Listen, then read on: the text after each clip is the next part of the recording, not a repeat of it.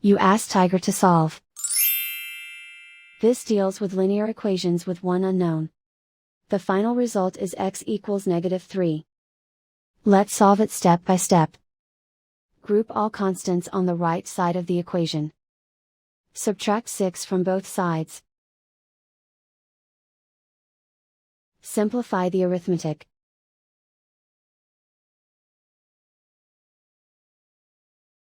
Isolate the x. Divide both sides by 2.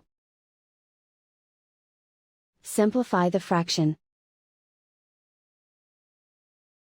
Find the greatest common factor of the numerator and denominator. Factor out and cancel the greatest common factor. And so the final result is x equals -3.